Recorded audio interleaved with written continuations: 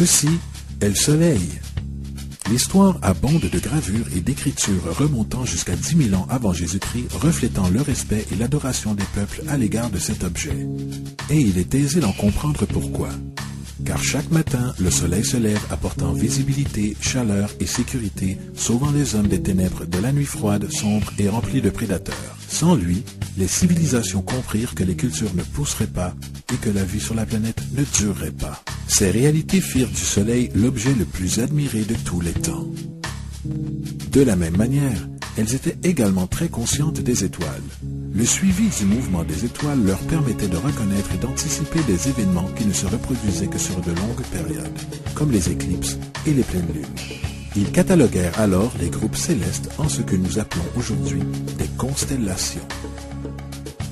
Ceci est la croix du zodiaque, une des images conceptuelles les plus anciennes de l'histoire de l'homme. Elle représente le soleil passant figurativement à travers les 12 constellations principales au cours d'une année. Elle représente aussi les 12 mois de l'année, les 4 saisons et les solstices et équinoxes.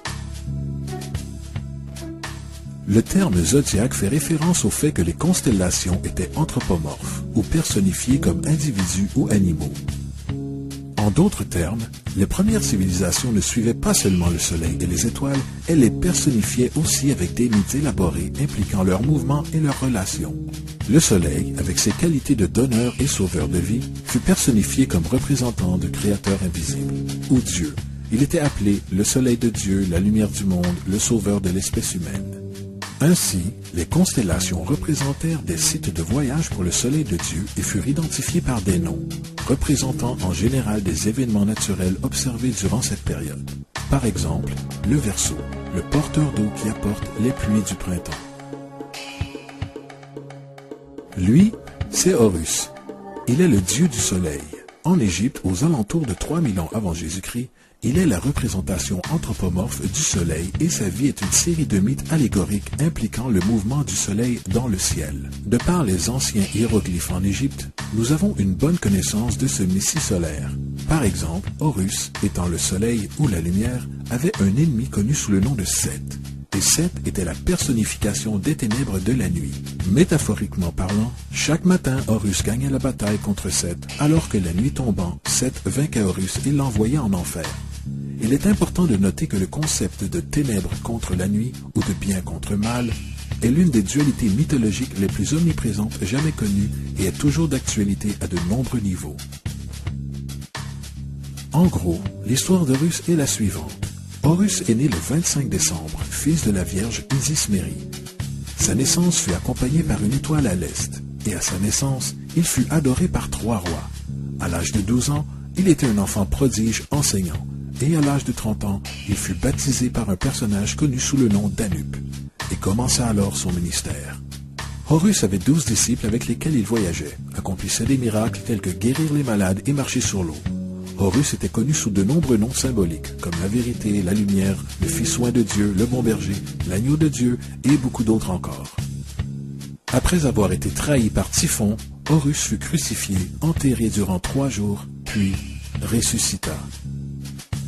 Ces attributs d'Horus, qu'ils soient originels ou non, semblent s'être diffusés dans de nombreuses cultures, car beaucoup d'autres dieux se trouvent avoir la même structure mythologique. Attis de Phrygie, né de la Vierge Nana un 25 décembre, fut crucifié, placé dans une tombe, et après 3 jours, il ressuscita. Krishna d'Inde, né de la Vierge de Vaki, avec une étoile à l'est annonçant son arrivée, accomplit des miracles avec ses disciples et après sa mort, ressuscita. Dionysos de Grèce, né d'une vierge un 25 décembre, il était un enseignant ambulant qui accomplissait des miracles tels que changer l'eau en vin. On l'appelait le roi des rois, l'unique fils de Dieu, l'alpha et l'oméga, et par de nombreux autres noms. Et après sa mort, il ressuscita. Mitra de Perse, né d'une vierge un 25 décembre, avec 12 disciples, accomplissait des miracles et après sa mort fut enterré durant 3 jours, puis il ressuscita. On l'appelait également la vérité, la lumière et par de nombreux autres noms. Il est intéressant de noter que le jour sacré de Mitra était le dimanche. Le fait est qu'il y a de nombreux sauveurs de différentes périodes de part et d'autre du globe qui adhèrent à ces caractéristiques générales. La question demeure, pourquoi ces attributs? Pourquoi la naissance virginale un 25 décembre? Pourquoi la mort de 3 jours avant l'inévitable résurrection? Pourquoi 12 disciples ou adeptes? Pour y répondre, étudions le Messie solaire le plus récent. Jésus-Christ, né de la Vierge Marie le 25 décembre à Bethléem. Sa naissance fut annoncée par une étoile à l'est que 3 rois ou rois mages suivirent pour trouver le nouveau sauveur et pour l'adorer. Il enseignait déjà à l'âge de 12 ans et à l'âge de 30 ans, il fut baptisé par Jean-Baptiste et commença alors son ministère. Jésus avait 12 disciples avec lesquels il voyageait, accomplissait des miracles tels que guérir les malades, marcher sur l'eau, ressusciter les morts. Il était aussi connu comme le roi des rois, le fils de Dieu, la lumière du monde, l'alpha et l'oméga, l'agneau de Dieu et beaucoup d'autres. Après avoir été trahi par son disciple Judas et vendu pour 30 pièces d'argent, il fut crucifié, placé dans une tombe et après 3 jours, il ressuscita et monta au ciel. Tout d'abord, la séquence natale est entièrement astrologique. L'étoile à l'est est Sirius, l'étoile la plus brillante du ciel, qui, le 24 décembre, s'aligne avec les 3 étoiles les plus brillantes de la ceinture d'Orion. Ces 3 étoiles brillantes sont appelées de nos jours de la même façon qu'elles étaient dans les temps anciens, les 3 rois ou les 3 rois mages. Les 3 rois et l'étoile la plus brillante, Sirius, pointent toutes dans la direction du lever du soleil au 25 décembre. C'est pourquoi les 3 rois suivent l'étoile à l'est pour localiser le lever du soleil, la naissance du soleil. La Vierge Marie est la constellation de la Vierge, aussi connue comme Virgo. Virgo en latin signifie Vierge. La constellation de la Vierge est également appelée la maison de pain, et la représentation est d'une Vierge portant une germe de blé. Cette maison de pain et son symbole de blé représentent août et septembre, à la saison des récoltes. À son tour, Bethléem, en fait, se traduit littéralement par « maison de pain ». Bethléem fait donc référence à la constellation de la Vierge et un endroit dans le ciel et non sur terre. Il existe un autre phénomène très intéressant qui se déroule autour du 25 décembre ou du solstice d'hiver. À partir du solstice d'été et jusqu'au solstice d'hiver, les jours s'écourtent et se refroidissent. Vu de l'hémisphère nord, le soleil semble s'éloigner vers le sud et de devenir plus petit et faible. Le raccourcissement des jours et l'expiration du temps des récoltes à l'approche du solstice d'hiver symbolisaient pour les anciens le processus de mort. C'était la mort du soleil. Au 22 décembre, le déclin du soleil était complet, car le soleil, ayant voyagé vers le sud continuellement pendant 6 mois, arrivait à son point le plus bas dans le ciel. Ici, une chose étrange se produit. Le soleil cesse de descendre vers le sud, du moins perceptiblement pendant 3 jours. Durant cette pause de 3 jours, le soleil se situe à proximité de la constellation de la Croix du Sud, ou Crux. Et après cela, le 25 décembre, le soleil se décale d'1 degré, cette fois-ci vers le nord, présageant les jours plus longs, la chaleur et le printemps. Et ainsi il fut dit, le soleil mourut sur la croix et après 3 jours de mort ressuscita ou renaît. C'est pourquoi Jésus et de nombreux autres dieux du soleil partagent le concept de la crucifixion, des 3 jours de mort et la résurrection. C'est la transition du soleil juste avant son changement de direction pour retourner dans l'hémisphère nord et apporter le printemps, donc le salut. Cependant, ils ne célébrèrent pas la résurrection du soleil avant l'équinoxe du printemps, soit Pâques. Parce qu'au moment de l'équinoxe de printemps, le soleil vainque officiellement les ténèbres maléfiques, puisque les journées à partir de ce moment deviennent plus longues que les nuits, et les conditions revitalisantes du printemps émergent alors. Maintenant, le symbole astrologique probablement le plus évident de tous concernant Jésus fait référence aux 12 disciples. Il représente tout simplement les 12 constellations du zodiaque, avec qui Jésus, étant le soleil, voyage. En fait, le nombre 12 est omniprésent dans la Bible.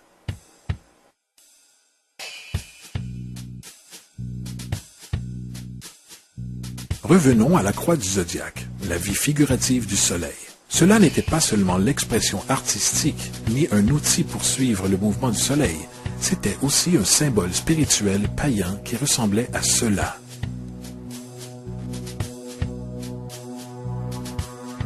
Ceci n'est pas un symbole du christianisme, c'est une adaptation païenne de la croix du zodiaque.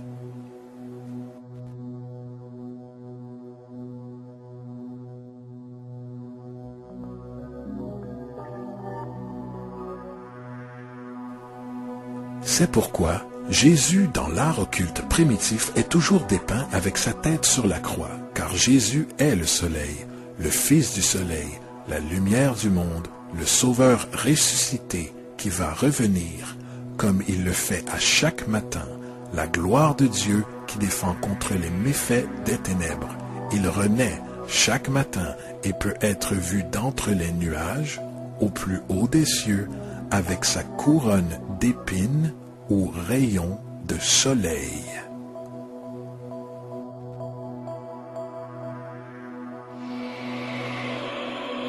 Maintenant, une des plus importantes des nombreuses métaphores astrologico-astronomiques de la Bible concerne les airs. À travers les Écritures, il y a une multitude de références à l'air. Afin de comprendre, il est nécessaire de se familiariser avec le phénomène appelé précession des équinoxes. Les Égyptiens, ainsi que les civilisations plus anciennes, reconnaissèrent qu'environ tous les 2150 ans, le lever du soleil au matin de l'équinoxe de printemps se produit sous un signe différent du zodiaque selon l'époque. Ceci s'explique par un léger déplacement angulaire que la Terre maintient lors de la rotation sur son axe. On le qualifie de précession car les constellations reculent au lieu d'avancer dans leur cycle annuel normal. Le temps nécessaire à la précession pour traverser tous les 12 signes est approximativement 25 765 années. Cette durée s'appelle aussi la Grande Année, et les civilisations anciennes en étaient très conscientes. Elles faisaient référence à chaque période de 2150 ans comme une ère. De 4300 avant Jésus-Christ à 2150 avant Jésus-Christ, c'était l'ère du taureau. De 2150 avant Jésus-Christ à l'an 1 après Jésus-Christ, c'était l'ère du bélier. Et l'an 1 après Jésus-Christ à 2150 après Jésus-Christ, c'est l'ère du poisson, ère dans laquelle nous nous trouvons encore à ce jour. Et vers l'an 2150, nous entrerons dans la nouvelle ère, l'ère du Verseau. Généralement parlant, la Bible révèle un mouvement symbolique au travers de 3 ères tout en laissant entrevoir une 4e. Dans l'Ancien Testament, quand Moïse descend du mont Sinaï avec les 10 commandements, il est très contrarié de voir son peuple vénérer un veau d'or. En fait, il brisa les tablettes de pierre et ordonne à son peuple de s'entretuer pour se purifier. La plupart des spécialistes bibliques attribuent cette colère du fait que les Israélites étaient en adoration devant ce qui devait être une fausse idole. En réalité, le veau d'or représente l'ère du taureau et Moïse représente la nouvelle ère, l'ère du bélier. C'est pourquoi, de nos jours encore, les Juifs soufflent les cornes du bélier, les cornes du jubilé. Moïse représente la nouvelle ère, celle du bélier. Et à l'arrivée d'une nouvelle ère, chacun doit abandonner l'ancienne. D'autres divinités marquent également cette transition, comme Mitra, un dieu pré-christianisme qui tue un taureau dans le même symbolisme. Jésus est le personnage qui inaugure l'ère suivant celle du bélier, l'ère du poisson, représentée par 2 poissons. Le symbolisme du poisson est très abondant dans le Nouveau Testament, puisque Jésus nourrit 5000 personnes avec du pain et 2 poissons. Quand il commence son ministère à Galilée, il se lie d'amitié avec 2 pêcheurs qui le suivent. Nous avons tous vu l'autocollant de Jésus Poisson à l'arrière des voitures de certaines personnes. Ils n'ont pas la moindre idée de sa véritable signification. C'est un symbole astrologique. C'est un symbole astrologique païen pour le royaume du soleil durant l'ère du poisson. De plus, la date de naissance supposée de Jésus marque essentiellement le commencement de cette ère. Dans Luc 22:10, quand Jésus est interrogé par ses disciples sur le lieu de célébration de la prochaine Pâque, Jésus répond « Voici quand vous serez entrés dans la ville, vous rencontrerez un homme portant une cruche d'eau. Suivez-le dans la maison où il entrera. » Ce passage est de loin le plus révélateur de toutes les références astrologiques. L'homme portant une cruche d'eau est le Verseau, le porteur d'eau, qui est toujours représenté comme un homme versant de l'eau de sa cruche. Il personnifie l'ère suivant celle du poisson, et quand le soleil, le Fils de Dieu, quittera l'ère du poisson, il ira dans la maison du Verseau, puisque le Verseau suit le poisson dans la précession des équinoxes. Tout ce que Jésus dit, c'est qu'après l'ère du poisson viendra l'ère du Verseau.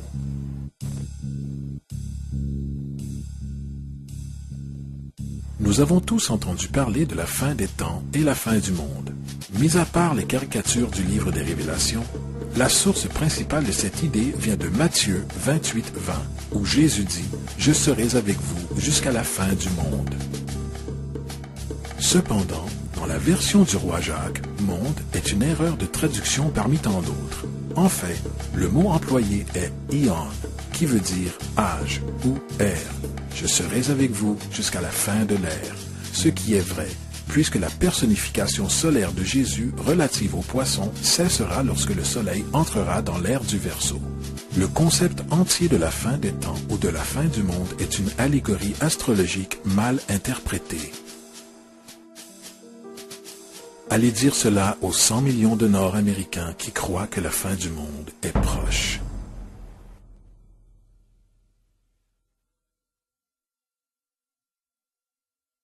De plus, le personnage de Jésus, un hybride littéraire et astrologique, est explicitement un plagiat du dieu soleil égyptien Horus. Par exemple, gravé depuis environ 3500 ans sur les murs du temple de Luxor en Égypte, on peut voir des images de l'annonciation de la conception immaculée, de la naissance et de l'adoration d'Horus. Ces images commencent avec Thoth, prévenant la Vierge Isis qu'elle donnera naissance à Horus, Neph, le Saint-Esprit, fécondant la Vierge, puis enfin la naissance virginale et l'adoration. C'est précisément l'histoire de la conception miraculeuse de Jésus. En fait, les similarités littéraires entre la religion égyptienne et la religion chrétienne sont ahurissantes.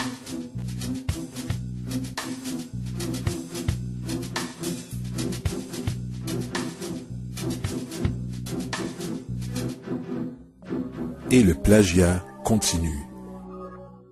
L'histoire de Noé et de l'arche de Noé est prise directement de la tradition. Le concept de déluge est très répandu dans le monde antique avec plus de 200 citations à travers différentes époques. Cependant, pour trouver une source pré-christianisme, il suffit de lire l'épopée de Gilgamesh, écrite en 2600 avant Jésus-Christ. Ce récit traite d'un déluge commandé par Dieu, d'une arche accueillant des animaux sauvés et même du lâcher et du retour d'une colombe. Tous ces faits et beaucoup d'autres est en commun avec le récit biblique. Il y a le plagiat de l'histoire de Moïse. À la naissance de Moïse, il est dit qu'il fut placé dans un panier de roseaux et laissé à la dérive dans une rivière afin d'échapper à un infanticide. Plus tard, il fut sauvé par une princesse qui l'éleva en tant que prince. Cette histoire de bébé dans un panier a été directement reprise du mythe de Sargon d'Akkad qui date d'environ 2250 avant Jésus-Christ. Sargon, bébé naissant, fut placé dans une corbeille de roseaux afin d'échapper à un infanticide et fut laissé à la dérive dans une rivière. Il fut ensuite sauvé et élevé par Aki, une sage-femme royale.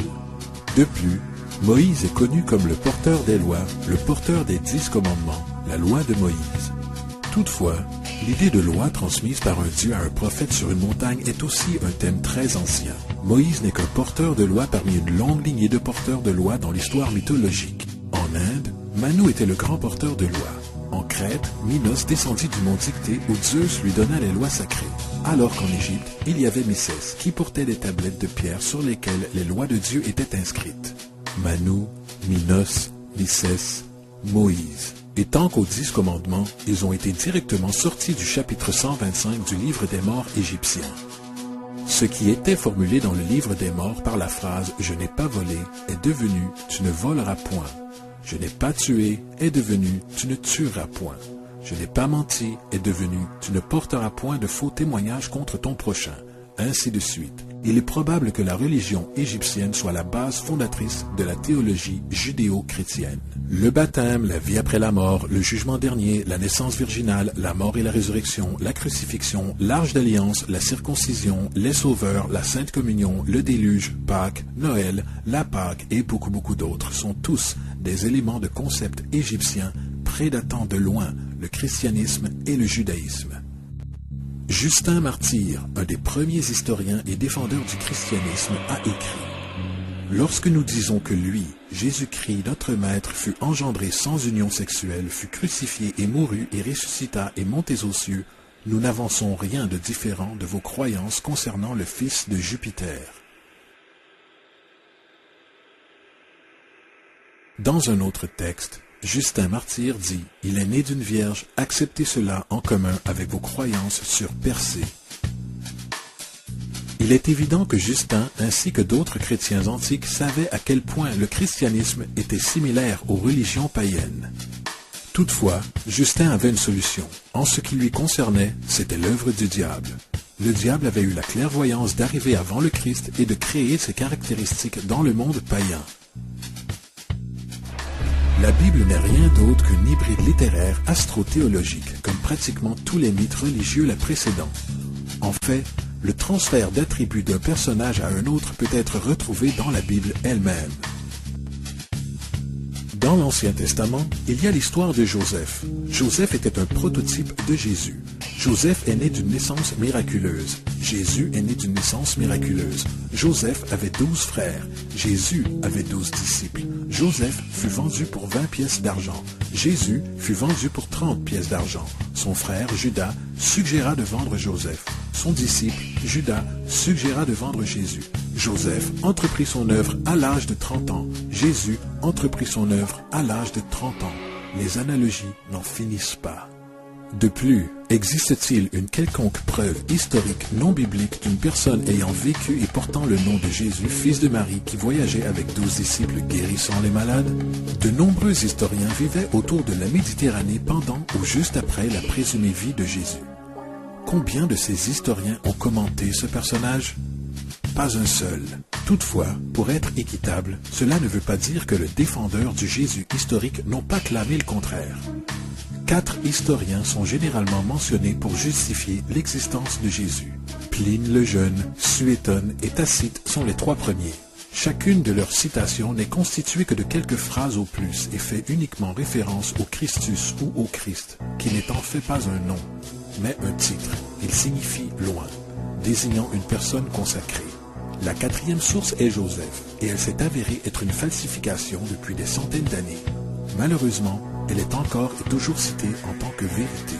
On pourrait penser qu'un homme qui revint d'entre les morts, qui monta au ciel à la vue de tous et qui accomplissait la multitude de miracles qu'on lui a attribués, aurait réussi à figurer dans les écrits historiques. Ce ne fut pas le cas, car une fois les preuves soupesées, il y a de très fortes probabilités que le personnage nommé Jésus n'ait jamais existé.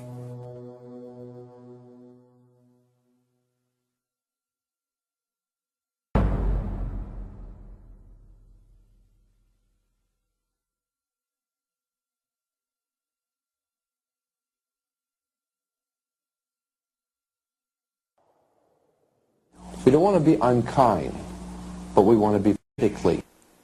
En 325 avant Jésus-Christ, à Rome, l'empereur Constantine convoqua le Conseil de Nicée.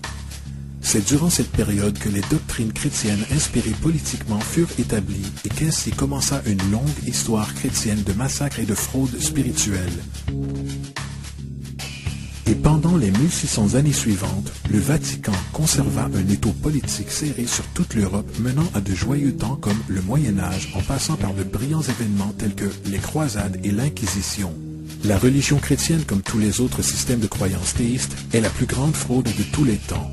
Elle sert à dissocier les êtres vivants du monde naturel et à les désunir. Elle supporte et facilite une soumission aveugle à l'autorité. Elle réduit la responsabilité humaine du fait que Dieu est en contrôle de tout et ainsi d'horribles crimes peuvent être justifiés au nom de la quête divine. Et plus encore, elle donne un pouvoir à ceux qui connaissent la vérité, mais qui utilisent le mythe pour manipuler et pour contrôler la société. Le mythe religieux est l'instrument le plus puissant jamais créé et sert de fondement psychologique sur lequel d'autres mythes peuvent fleurir.